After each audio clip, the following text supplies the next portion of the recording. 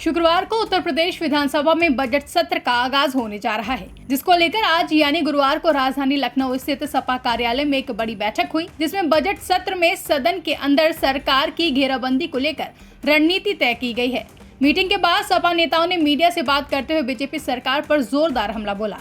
आइए आपको सुनवाते हैं किसने क्या कुछ कहा। जैसे कि बजट सत्र का कल से आगाज होने वाला है। कल अभिभाषण रहेगा, हमारे गवर्नर्स एड्रेस रहेगा और काफी सारे मुद्दे हैं जिन पे डिस्कशन हुआ, क्योंकि जब भी चुनाव होते हैं जनता अपना बहुमूल्य समय और साथ में साथ वोट का जो अधिकार है उसे यूज करते हुए किसी को अपने सरकार को चुनती है और उससे बहुत सारी आशाएं रखती है, लेकिन कहीं न कहीं वो आशाएं टूट रही हैं, जनता का विश्वास टूट रहा है।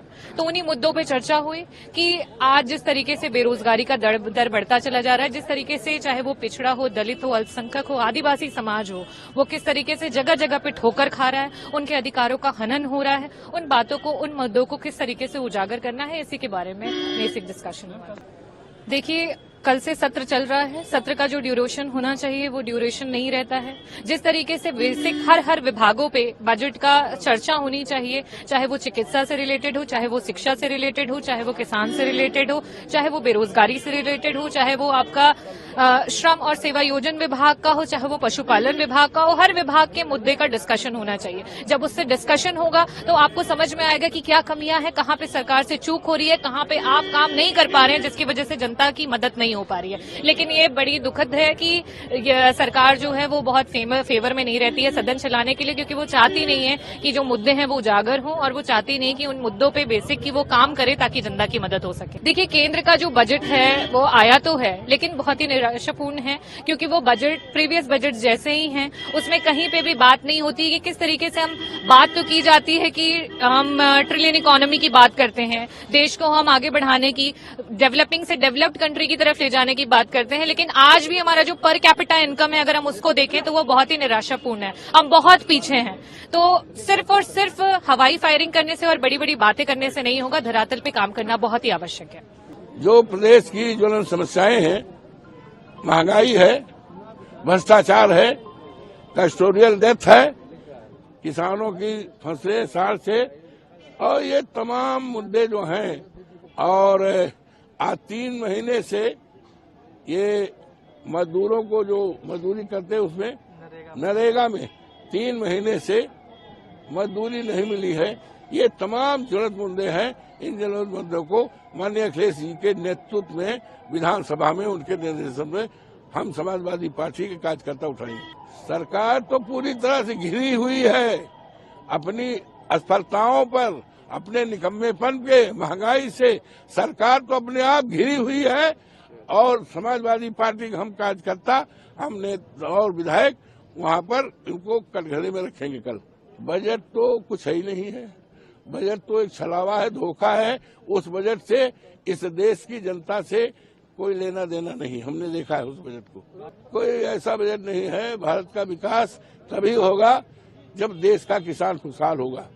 देश का किसान जब तक खुशहाल नहीं होगा तब तक देश खुशहाल नहीं हो सकता है। आज यूरिया खाद जो 50 किलो की बोरी थी, भाजपा के राज में 40 किलो की बोरी रह गई है।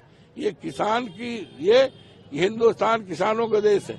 चौधरी साहब कहा करते थे, अगर हिंदुस्तान का विकास करना है, देश का विकास करना है, तो खेती को खुशहाल करना होगा। और विकास और खुशहाली का रास्ता खेत और गांवों से गया है। जब तक किसान नहीं खुशहाल होगा तब तक देश नहीं खुशहाल। आज भारतीय जनता पार्टी के राज में 2-3 परिवार को छोड़कर कोई खुशहाल नहीं है।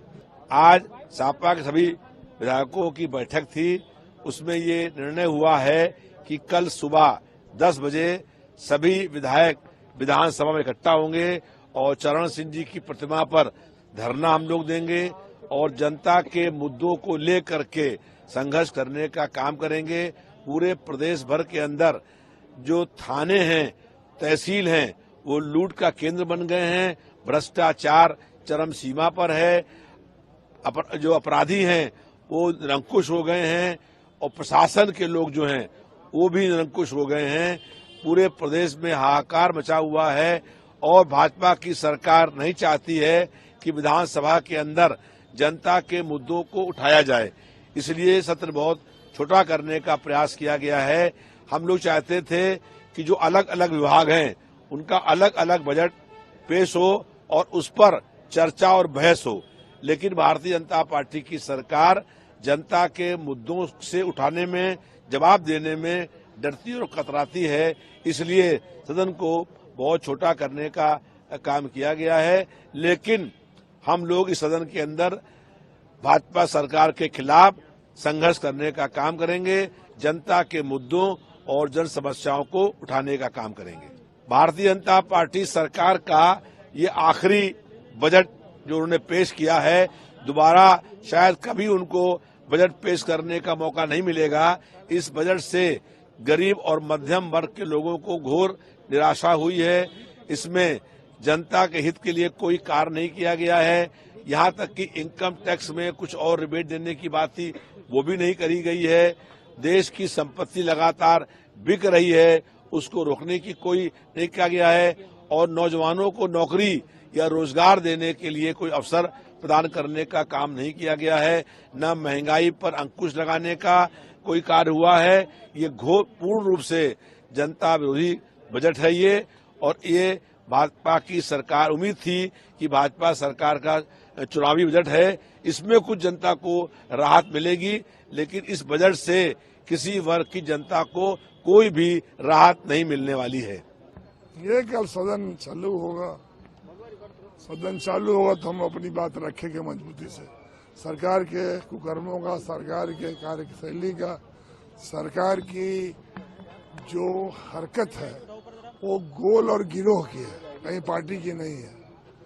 ये सरकार जो देश में और प्रदेश में काम कर रही है, वो लगता ही नहीं कोई सरकार है, लग रही कि कोई गिरोह चला रहा है। और गिरोह का हमेशा काम खतरनाक और गंदा होता है। इसलिए समाजवादी पार्टी कल पुरजोर विरोध करने काम करे। देखिए, इनका बजट अपना बजट है, न देश का बजट है न समाज का बजट है। इनका जो भी बजट है वो अपना बजट है।